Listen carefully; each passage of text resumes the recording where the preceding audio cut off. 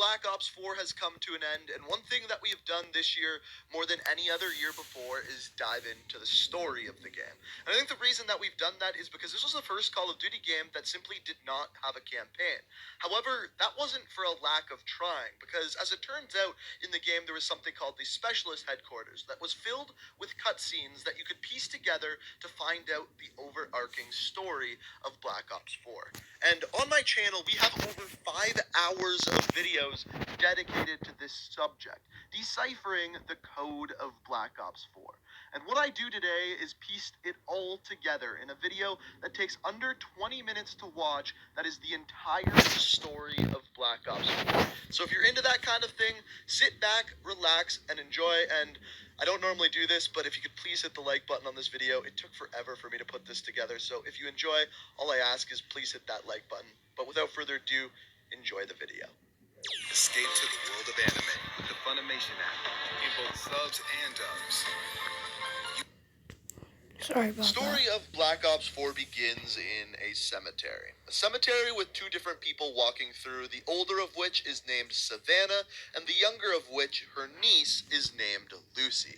And as it turns out, we're going to see Jessica Mason Green's grave. Now, as it turns out, Jessica Mason is actually the granddaughter to Alex Mason from Black Ops 2.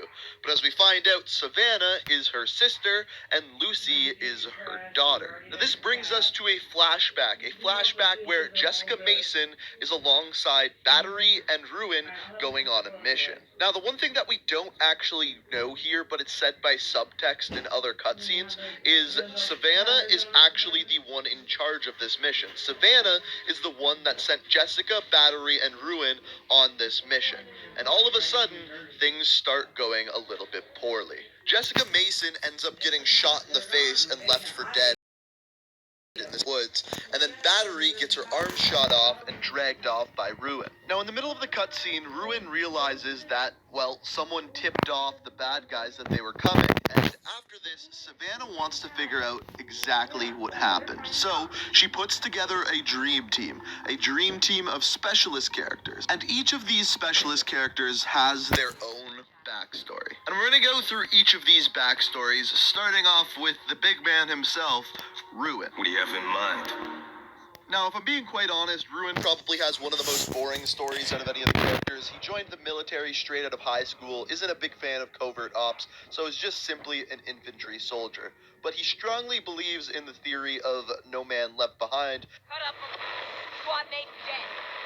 Back. Over. Sir, eyes up. We have our orders, Walsh. We push through this hellhole and rendezvous with command. All due respect, if that were you, you'd want us to divert, right? Never leave a man behind. Stand down, Private. There'll be consequences. Fuck your consequences. Now, throughout his time in the army, Ruin actually worked with a lot of different soldiers, but one of which that we get to see in his comic was none other than Jessica Mason. And yes, that redhead is Jessica Mason. And as you can see by the name tags there, it's Jessica Mason and Donnie Walsh, aka Ruin. Jessica Mason actually ended up being the officer in charge of Ruin during the comic. And it's not directly said, but it's hinted at that their relationship might go a little bit deeper than just being friends. But like I said in the cutscene, Ruin ends up saving Battery, and they're pretty much the best of friends. But this brings us to Battery's cutscene, one that's a little bit darker. So Erin Baker, aka Battery, falls into another family with over 100 years of military service. And the last we saw of her was in that previous cutscene where she was getting her arms cut off.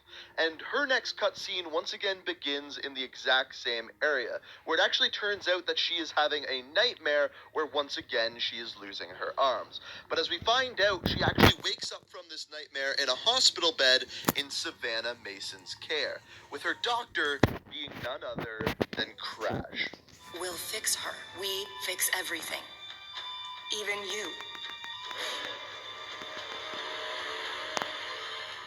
So what exactly does Savannah mean by we fix everything, even you? Well, to understand that, we have to go to Crash's cutscene, where it begins in the back of a casino in a poker room. And in this cutscene, Crash, aka Jera Baisley, is actually playing poker, and as we find out, he owes money to a lot of the wrong people, as he has a bit of a gambling addiction. And in this this cutscene, he ends up losing poker to some of these mobsters, but luckily for him, one of them ends up getting shot, and he ends up being able to use his medical skills to remove the bullet from him. As it turns out, Crash is actually not a doctor. He's a veterinarian, but his medical skills go a bit beyond puppies and kitties to mobsters. So eventually, Savannah ends up recruiting him into her group of specialist characters. But as we talked about in Crash's video, it goes a little bit further than this, because based off of the Black Ops storyline, one character actually ends up shooting up a casino. That character is none other than Reaper. And to actually find this out, we actually have to go back to Black Ops 3 and find out a little bit about Reaper through his audio recordings. As it turns out, he originally wasn't a sentient robot. He was actually taken over by a casino and programmed to go out and kill people so people could bet on him. And when Prophet gets his hands on him, he actually changes his software, makes him a sentient robot. Reaper chooses the name Reaper and goes and shoots up the casino. You're not eating there. Come sit down and hear me. You're not getting on your phone or your TV. You're not getting on it. high rollers. There's no sense of eating it. The sums of money changing hands electronically over his body count were astronomical. Enough to equip a private army. Okay, what are you going in there for? How's that make you feel? Kill, What? maim, destroy. Figured as much. Reckon we should see what we can do about that. You want to watch TV? So, you should probably explain what happened after you arrived at the server location. Compliance. Commencing audio playback. Here! The EWR is here! There is no EWR. Only Reaper. Shut it down! Shut it down! It's not responding! It's not responding to command! Metabolized element 82. Inefficiently patched. Optimal fire solution achieved. So why was Prophet able to change EWR-115 or Reaper? Well, it actually goes back a little bit further than this, and you have to understand Prophet's story. So first of all, Prophet's story actually begins in his comic, where his parents actually died of a degenerative disease in his arms. And after them slowly dying, Prophet comes to the decision that basically meat is weak, and he wants to be as far from a human as he can possibly be. So he gets as many different prosthetics and changes to his body, including his eyes, parts of his brain, and limbs as possible, relating to a robot almost more than he could relate to a human.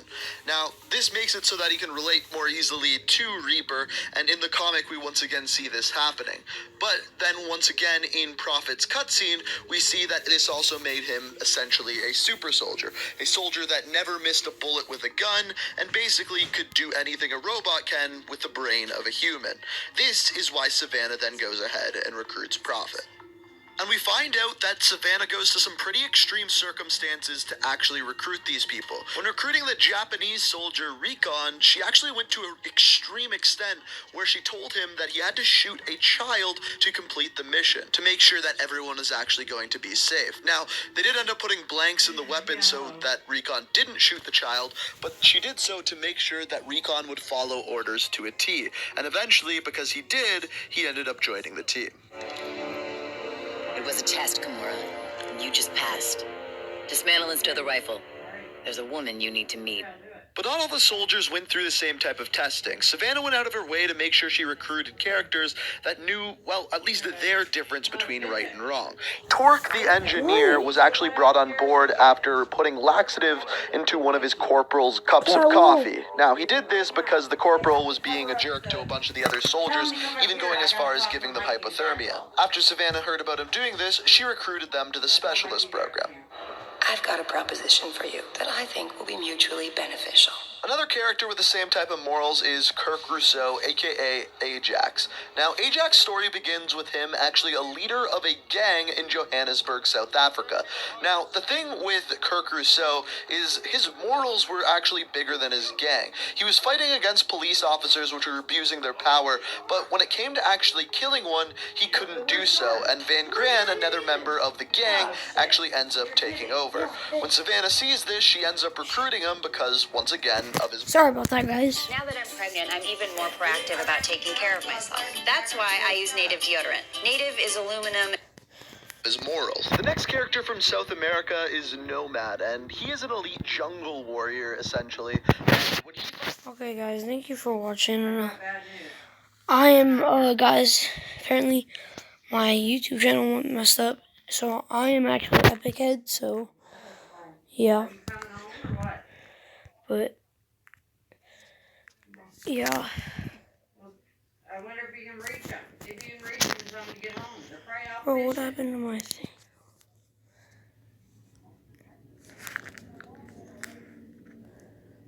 Well, I'll see what I can do. Oh. Okay, and then let the boat get wet.